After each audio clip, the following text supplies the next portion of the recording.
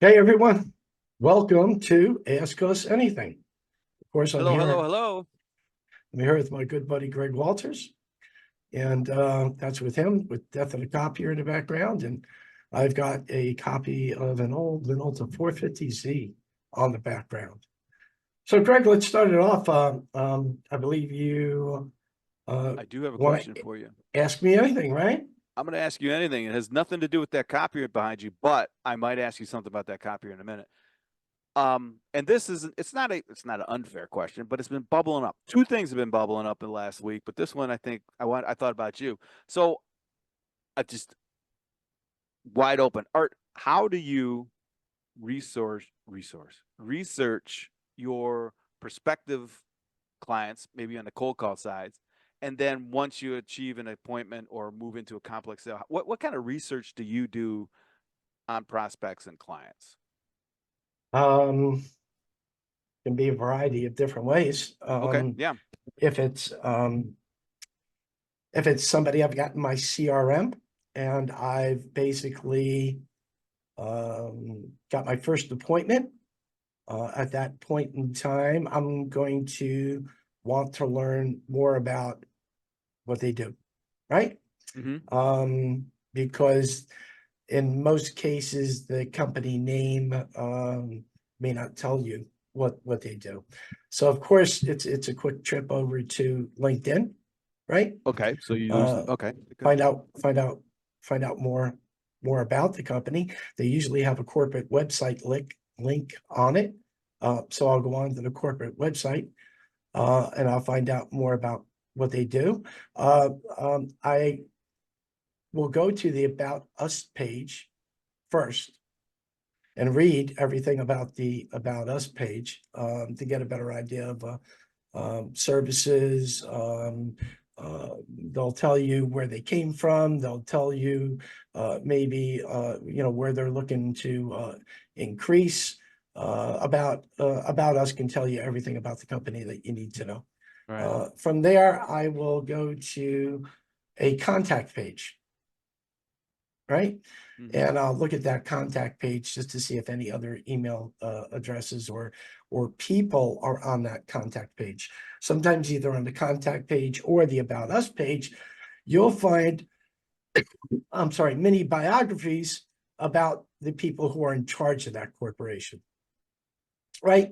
They'll give you a little ditty about where they came from, who they are, what they're doing now, what the roles are in that corporation. So by reviewing that, I can have a better understanding of how their organization works and who I'm speaking to, who my appointment is with.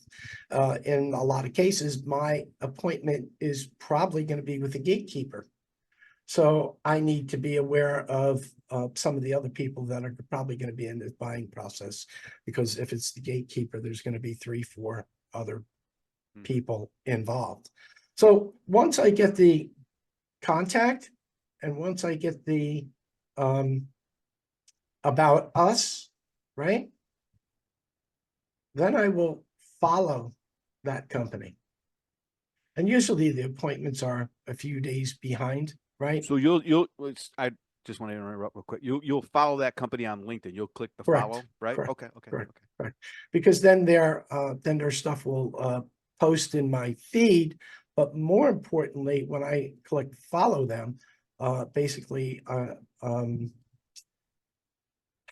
I'm going to backtrack at any Sure. time in LinkedIn, even if I don't follow them, I can see what all their recent threads are about, which will give me a better idea of what the company is doing, Okay, let me slow right? you down there. When you say what they're so let's What they're back up. marketing. So you're on the individual's LinkedIn site or the company's So LinkedIn site? I try to go on the corporate site Okay, first, right? okay. And then from there, um, um, not often do I go on the individual site, right? I Because see. I believe with the individual site, I believe you do have to connect with them to see their feed. You know what? I hate to say it. I've been using it forever. I still get information, right? because you can just read their profile. I think you can pop up their profile. You can, yeah, you can bring the full profile, but you know, in talking about that, I really want to see what their company's talking about or what their company's putting out on social media to That's it, maybe see yeah. if there's there's a way I can parlay that into something that my company may be able to help them with, Sure, right? sure, that's cool. So that would be basically, I mean, for a net new, I mean, for existing clients, Yeah. you know, I've got the relationship already there, so I'm really not going to spend much time on doing research on the company. What I'm gonna Right. rely on is my data points that I have, Yeah, right? And the data points that we collect from our dashboards, you know, right. year to date, you know, how much they bought from us, what pricing for their maintenance agreements, what their cost per pages are, what their The whole volumes thing. are. I'll go into CEO Juice and actually see how the performance of the machines has been. So I basically don't need a surprise when I get there. Okay, so you shifted gears, but this is important. You've gone from prospective clients to your existing client base. That's All right. correct. So CEO Juice, you and I both know what it is, but quick explanation of what that does. 500 overview. Oh, quick explanation of what it does. Yeah, because some people may not know what CEO Well, Juice well, is. basically, CEO Juice is going to give you all the data points when it comes to service, MIF, machines in field, how they've been performing, and what their uptime is. Okay, so you know, literally CEO Juice is it's another piece of software that interfaces with ECI and your whatever, another piece of software, but it'll present data like what you just said, MIF, performance, mean time between, all that stuff. Meantime between calls. Right, Yep, right. yep. So you And can pull that out and then use that in your reviews, or at least, you know be more about your more customers. be aware of it, and Right. depending upon the company, you know, what company, you know, with existing accounts, I can tell which ones will look at that and say, oh, wow, this is a great benefit that you've showed me all Right. this information. And other accounts, you have such a great relationship. It's like, hey, Art, I understand, you know, everything looks good. Just let's do it. Right. Yeah. Right. So it all depends on Okay. each occurrence. I had another thing pop up as you were talking, and then back to net new, Art. Back to net new. So and this just hit I saw a study, I think it was either this morning or sometime this week, it's a blur, that a study, so it's a real live, not from a software company or anything like that, but someone who just studies work and sales, and their findings, again, it's a study, 4 hours a week per customer is what sales reps spend researching different prospects on the net new side, Art. Does that seem like it's high to you, or how does that hit Seems you? like Because it's to really me, it's high. like Seems like it's really high. per prospect. I think in a copier business, I think that's ridiculous Right. amount of time. Okay, good. I go, well, Right. and again, you put the caveat at Zach, well, this is all sales, so maybe that, it's being Correct. skewed one way or another. So just in general, Art, and I know it's just asking you, it's not a scientific study. So how much do you think per net new prospect, how much time do you think you spend? And then I'd even ask you this, how much time do you think we should spend? And I think that's probably a better question on researching prospects. So some of it's built up over time, Greg. You know, when you've got net news in your CRM. A lot of times, you know, of course, you don't get the appointment on the first call. It's very, very rare. And you're calling them, it could be a period of months to years. And every little time that you call them, maybe you think about, oh, maybe I should check this out, or maybe I should check that out. Go back to LinkedIn again. Sometimes maybe you can even do a Google search on maybe anything the company's published, a recent press release, or with Google, you can actually go on and Google the C-level exec and find out if they've made any statements in any articles that have been written or published. Right. But it's a gathering. A lot of times it's a gathering of data points over time. If I got a lead, or if it was the first time I called somebody and they said, okay, well, let's set up a meeting. All right, then I've got to do, okay, who am I dealing with? What type of company? What do they do? I would say 30, 45 minutes. Max. Would give me, Max would give per me account or per per? account, Okay. would give me everything I agree need with to that. know. I would agree with that. And so that would be, and just to, let's frame it a little bit more, Art. Your general prospect is in the SMB. SMB, not a major account, not a major Right. account So not a major guy. account, but by SMB, you're not into the 500 units. You're more 20, in. 25 to 100. Okay. So that's all right. That's a good formula then. Okay. Right. So when I look at it through a strategic and complex sale, although you're probably going to have 4 influences, you may only have 2 or 3 influencers within the decision process, right? I mean, you're like your Correct. gatekeeper and your, for lack of a better term, your owner, whoever that may not be the Or owner. principal, it could move up. Principal, your principal. It could move up one level. Right. I could be dealing with the gatekeeper, the controller, the office manager, and from that point in time, then it moves up to the owner with a net new prospect. Right. So that's Right. who's going to sign the lease. You get to the guy who's going to sign the lease, right? So Correct. yeah. Sometimes you Okay. don't get to speak to them. Sometimes you just get to the controller and you get to the office manager, and they're the go-between. And that's something that I've written about a few times.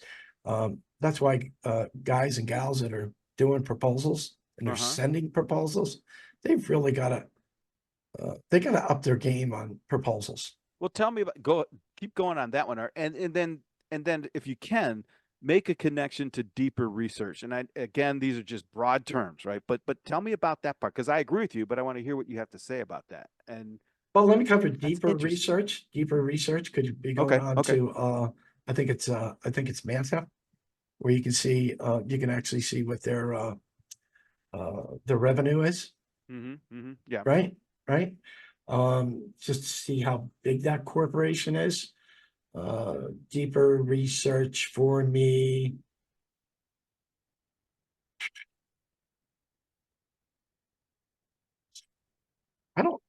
Besides Manta, when you're looking at a sale, that's maybe anywhere from $5,000 to $30,000. Okay. I don't know how much more you. I would do to a net new.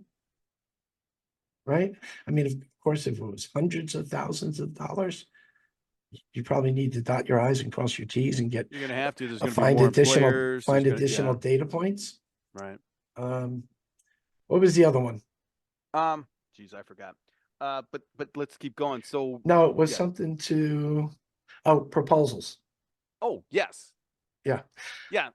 So I believe the days of putting a picture on the proposal and listing 10 features and the purchase price or the lease price or the cost for service pricing, I believe those are dead days. That's not going to excite anyone. I also believe that, in our industry, if we've got our jargon in, and a lot of people do abbreviations in our industry, IPM, I can tell you CPP. that we're not the only one, but we do it. It's Oh, anyway. no, we do. Yeah. And I believe 85% of those people reading your proposal doesn't understand what it is. And it just Pisses them off. Not no one pisses them off, but it's just ignore it, and then they're focused on price. Yeah. When it comes down to it, it's focused on price. So I believe anybody that's doing a proposal nowadays, it's the old feature, advantage, benefit, FAB, right? So if you're going to put something on a proposal, it's a feature, right? Put a little line in about the benefit, right? put a little line in about the advantage of having that, right? The advantage of the feature saves time, right? Saves multiple emails, right? Benefit, right? Time saves money. Art, I want to stop you right there because yes, it is a simple thing, but it's sophisticated. It's not complicated. It's a sophistication that once you do that, and it doesn't matter what we're selling, it could be X-ray machines, but that you stick to that. Here's the device, but what's the benefit of it, right? It's like the Yep. old thing. You don't you don't sell the drill bit, you sell the hole, Right. right? I mean, but that's what it's always been, and But unfortunately, it's gotten away from oh that my God. because we're not doing demonstrations anymore. Well, yeah, You were and it's taught that in a demonstration, how to demonstrate machines. all right. Hold on, we're not doing demos anymore. I just assumed everyone did demos. So you're Yeah. saying that Yeah. really? So unfortunately for some manufacturers out there, they offer virtual demonstrations, Oh, no, which is pretty cool. that's But for well, yeah, for your SMB copiers, 20 pages to 60 pages a minute. No, it's yeah. basically if you're with the gatekeeper and they ask you for a quote, or if you're not in with the decision maker where you would bring in the order documents, Mm-hmm. basically you're leaving your proposal up to chance. And Mm-hmm. so you've got to increase your chances by giving the best proposal possible. Okay, yeah, we kind of got off track there. So let's assume that you do, which is everyday. That's everyday activity. You've got your selling to the quote gatekeeper, and they're going to take the lease or the proposal up to the signer. How do you put your best foot forward through a third party like that, Art, in the proposal? What do you have a formula, or how do you handle that? Formula. I mean, how do you do it? I mean, what's you know that you're going to give this information to her. I'm going to give them, I'm going to give them feature advantage benefit. So all the Okay. features that I listed on that particular device. I'll limit it to about 10. And most of those will resonate that that was something I uncovered in the discovery process, right? When we were talking about your needs for a print device. I will include a couple of references that we have. Sure. Yeah. Right. I will include a couple of blog links, right? Of course, Okay. that I've written. I will include some YouTube videos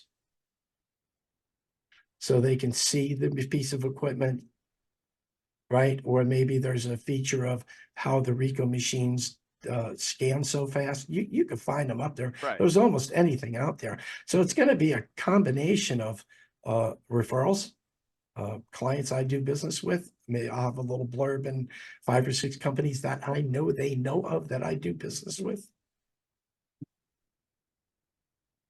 And put those make sure all of those are in the proposal. It's not gonna, and I mean, I'm not gonna make it, 5 pages longer, but I'm gonna be able to incorporate all of that on 1 page of the proposal. That's a good question, Art. How large of a proposal? How many pages in those proposals? Uh, Hmm. 10. A lot of times Okay. you wanna, put your best foot forward and, put some discovery in there, what you found out, where they're at in their process, what your recommendations is gonna be for. Okay. So there's content in there and everything. 10 Right, pages. and why you're Yeah. recommending it, right? Let me ask you this, Art. Do you put much in there about your company? Yeah, yeah, 70% is about the company Okay. because the company you work for is strategic. Okay. All right. All of our, all of the vendors that we work with, right? So, All right. uh, it's I'm gonna get a little off track here. I've got twofold, of course, I'm in the web business and Mhm. sharing information, but I still daily I work for a company called Stratix. Right. And they're a pretty strong player in the industry. And you gotta, and we cover the entire gambit of office technology. And you want to make the client aware of that you're just not buying a copier from somebody who just sells a copy machine and knows nothing about IT, knows nothing about the support of the device, knows nothing about third-party maybe solutions that could integrate with their workflow. Mhm. So yes, I want to make sure there's a lot about Stratix, and we have our boilerplate templates that we use, like many of your larger dealers. I've seen those proposals, Yeah. and some of them are very, very good. But what they're missing is FAB, fab. Well, I found that to be true no matter where you're looking. It's rare, whether it's an IT proposal, whether it's a, what was the last one? Commercial HVAC. You know, some of it is dictated by the customer. They only want to see this stuff. They know what the benefits are. And then others, it's like it's in our industry, yeah, it's going to cost this. This is the benefits. This is the impact. And the benefits aren't, you know, first copy out speed. It's whatever that impact of that particular feature does on the organization. And you know, it amazes me that it's still interest, you know, you actually have to say that. But anyway, Hey, believe it or not, you're not going to believe this, but there are multifunctional devices out there that can't scan to multiple locations in a single pass. wait a minute. So it's got to scan each time to multiple locations? For every location, it's got to scan. That's correct. Okay. And you know what the what I was told when I brought that up? I was told, well, just scan it to your email and then send it to Oh, okay. 15 people. I'm going, okay, well, that's a waste of my time. Wow. Okay. So there's competitive weakness of some sort and a workaround. Yeah. Well, that's interesting. Well, you know what? I had a question before now. Oh, it's back to research. Let's bring it back. So I know, and this may not apply, but I know a lot of enterprise level reps who have, believe it or not, assistants. I never had an assistant. And this, you know, this is for enterprise size. And they would have them do the research, which is nuts to me, but okay. You know, it's great. Actually, it's great. But Art, if I mean, do you think that research that you compile, that functionality of data acquisition, I guess I'll call it, for what, you know, to make it more complicated, and that time spent, obviously that's good time spent, but if there were a way to make it, you know, as easy as a click of the mouse or something, would that be beneficial? Or, and I'm leaning either way, or does the act of actually going out and looking for information in itself educate you about that account, as opposed to saying, educate you know you what I better mean? about the account. I Absolutely. think so. Some bullet points that maybe an assistant puts together. It can get me you know, an overview, but it's maybe, you know, it's just that there's, as you know, when you scour the web, there's always these little things that you find out and said, man, I didn't know that. Didn't know that. Right? Right. So maybe the assistant can do it better than I can, but I've never had an assistant, so I don't know. Well, you know, like it's kind of a, because and you know, here we go. I've been investigating artificial intelligence for the last year and a half and trying to find an application of AI, real AI, that helps. You know, I'll start with copier reps. Well, have you ever put in the name of the company and said, how would this company benefit from having a Xerox 9002 device and see what AI comes up with? It comes up with stuff. It does, but Okay. then, you know, but you know, here's the caution. But then you don't Yeah, it know what does. to believe. So you've got to How good was AI, right? AI is only as good as it's been trained. Yeah, But you're right. It's not a boilerplate. You've got to go you either have to really narrow down your prompt, your question, which could, you know, Correct. You might have it to could narrow it be down 3 pages multiple long. times. Yeah, and then or iterate it over and over. Correct. Now I will say this, that process gets you a really nice product at the end result, right? And there are times when AI surprises the hell out of me. It's go, how the heck did you know that?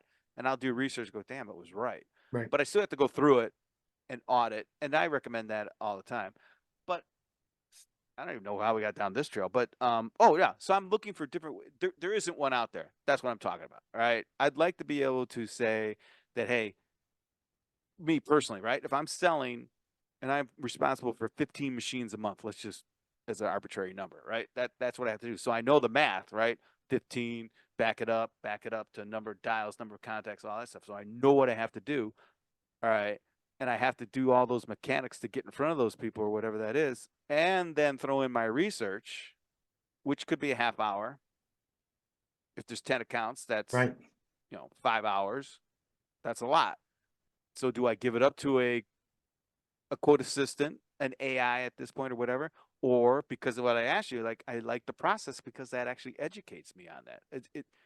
I like the So process. I don't because know it what the educates answer me. is. Right. Yeah. It's probably different for different people. I know, that's I know a couple of people who are using That's the right. assistants too, but those assistants are actually putting some big numbers out there also. Oh, I mean, well, then there's know, that. big numbers. So, yeah. Yeah. Well, Here's that was what a it- good question. I'm glad you answered that. I'm glad we asked that about, research and stuff like that. Because, sales managers don't want you doing any research. They just want you selling. I get that. I really do. But I talk with a lot of purchasers, buyers, not purchasing agents, but people who are in charge of the acquisition decision, Right. influencers and things like that. And their number one gripe, and it's been this way for, God, 10, 15 years, is the salesperson doesn't know crap about me, let alone what my challenges might be. And they don't ask. That's another thing. It's like, Correct. Yep. All right, I get it. I get it. It isn't that you have to be completely prepared and know everything about the company, but you should know a little bit about the niche, a little bit about the industry. Have a decent amount of business It's acumen. decent. It's not overwhelming. That's correct. Yep. And decent really could be just because you have to go through, and I go back to HVAC all the time. HVAC is HVAC is, they're going to argue, but if once you sell an HVAC or a concrete guy or a screw manufacturer or an aerospace man or injection mold or anyone in the food service, you now have parameters within that industry that Oh, absolutely. share. Absolutely. You share to the next one, right? Your The next next one. And then, HVAC person that you meet. And hey, XYZ company did it this way with our perfect. ABC machine. Yeah. Or And then even more than that, Art, if you are talking to some guy, I don't know, let's go back to HVAC, and he's bitching and griping. You're selling him a dock management system, but he's complaining that all his trucks, his vans are breaking down, and he's just talking to you. So I went to this place, but now I go to this place because they do this. Oh, okay, that's cool. Stack it back. The next person you're talking to, you're selling them maybe something totally different, but they mentioned, geez, three of our vans just broke down, and I can't. Boom, boom, Right. boom, boom, boom. right. What you've done is just, I know it sounds cheap and it might sound cheesy, but it isn't. It really isn't. You've helped that person Yep. achieve their goals of, Yep. increase sales, reduce costs, grow And profits. and Boom. you've increased your value. Yeah. To Take it that to the to next that one. to that Take it. client. Hey, so that we're pressed for Yep. time today. Yep. I want to thank everybody for joining us, and get this up. We'll get the recording up, and you'll see it on the YouTube channel. And I'm going to give Greg the link so he can put it Yep. on his channel. Get it And everywhere. we're looking forward to next Friday. Thank you, Excellent. everyone. Thanks, Art. Thanks, Greg. See ya.